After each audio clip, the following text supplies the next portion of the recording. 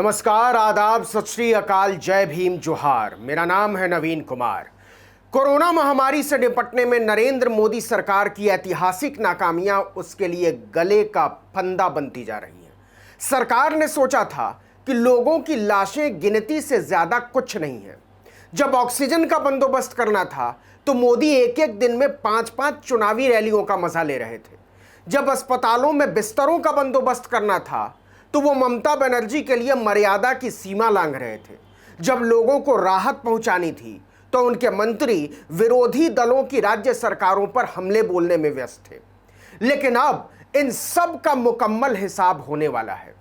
महामारी से जान देने वाले लोगों को 4 लाख रुपए मुआवजा देने की याचिका पर मोदी सरकार ने कहा था कि हमारे पास पैसा कहां है, हमारा हाथ पहले से ही तंग है, ऐसा कोई बोझ हम नहीं उठा पाएंगे। मोदी जी सोच रहे थे कि सिस्टम का कचरा भी करते रहेंगे और महान भी बने रहेंगे, लोग थैंक यू भी बोलते रहेंगे। जांच से लेकर रिपोर्ट तक में फर्जीवाड़ा हुआ, हजारों हजार लोगों की मौतें हुई जिनके कारण बताने से सरकार भाग खड़ी हुई। सरकार ने सोचा था कि गंगा की रेती में दबा गई लाशें कहां अपनी मौतों का जवाब मांगेंगी, लेकिन सुप्रीम कोर्ट ने ऐसा हंटर चलाया है कि नगरपालिका के दफ्तरों में डेथ सर्टिफिकेट बनाने के लिए लाइन लगने वाली है। कोरोना महामारी से हुई सारी मौतें मोदी के माथे पर पड़ने वाली हैं। सुनिए कहानी तफसील से।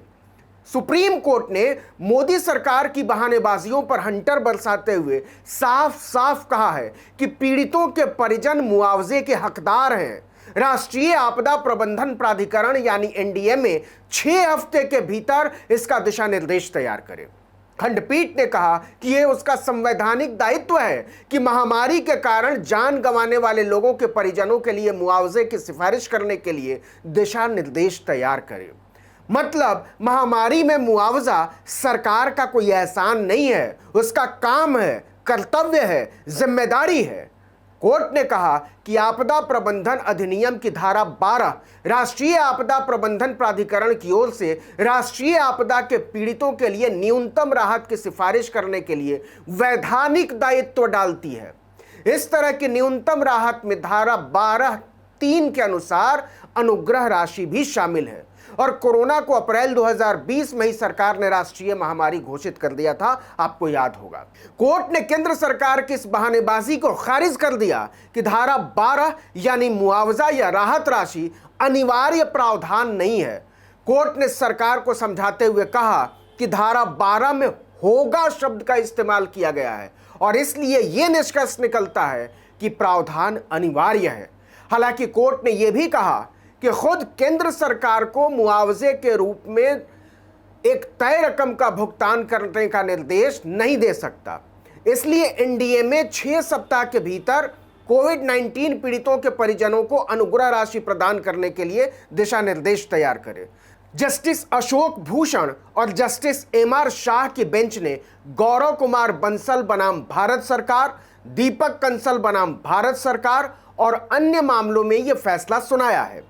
याचिकाकर्ताओं ने केंद्र और राज्यों को उन लोगों के परिवार के सदस्यों को 4 लाख रुपए की राहत राशि प्रदान करने के लिए निर्देश देने की मांग की थी जिनकी कोविड महामारी के कारण जान चली गई थी।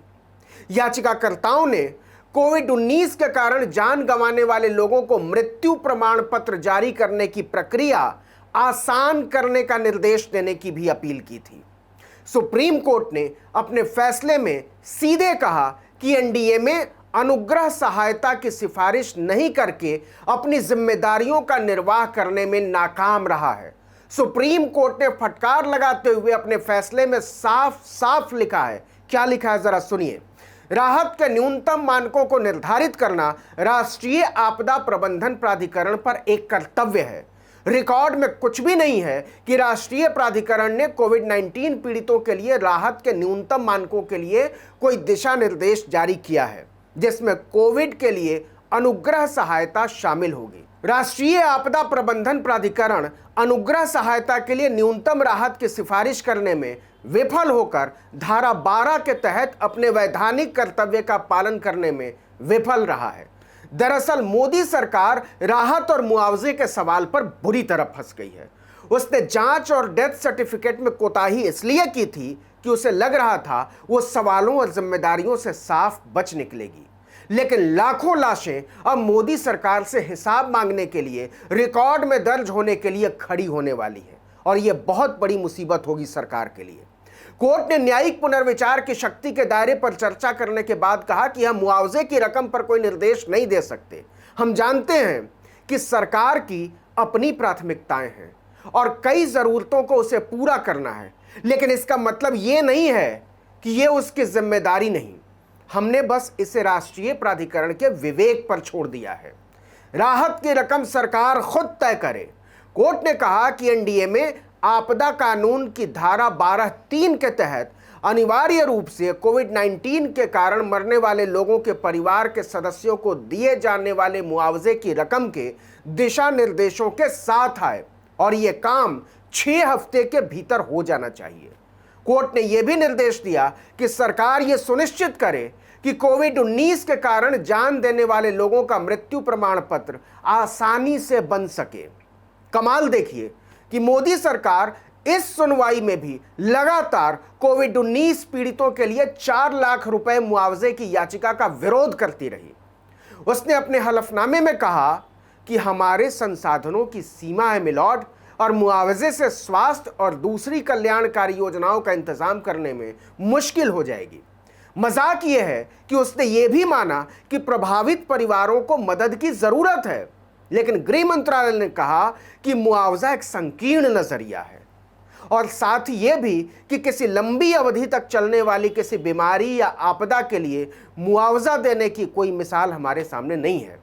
लेकिन कोर्ट ने इसे खारिज करते हुए याचिकाकर्ताओं की इस दलील को सही माना कि आपदा प्रबंधन अधिनियम की धारा 12 के तहत केंद्र पर कोविड-19 महामारी के पीड़ितों के लिए राहत को अधिसूचित करने का दायित्व बनता है, जिसे राष्ट्रीय आपदा घोषित किया गया है।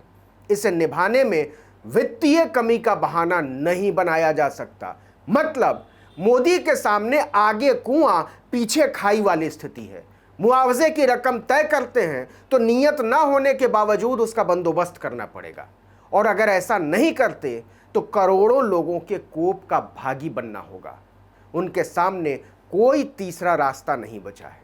इस वीडियो में इतना ही, लेकिन अगर आपने आर्टिकल 19 इंडिया को अब तक सब्सक्राइब नहीं किया तो फौरन कर दीजिए, बेल आइकॉन दबाइए, घंटी जैसी आकृति लाइक कीजिए और कमेंट करके बताइए हमारा वीडियो आपको कैसा लगा, और अपने दोस्तों, परिचितों, रिश्तेदारों, समूहों में व्हाट्सएप, इंस्टाग्राम, फेसबुक, ट्विटर पर हमारे वीडियो लिंक्स को शेयर कीजिए, साझा कीजिए। लाइक और सब्सक्राइब तो कर ही दीजिएगा। नमस्कार।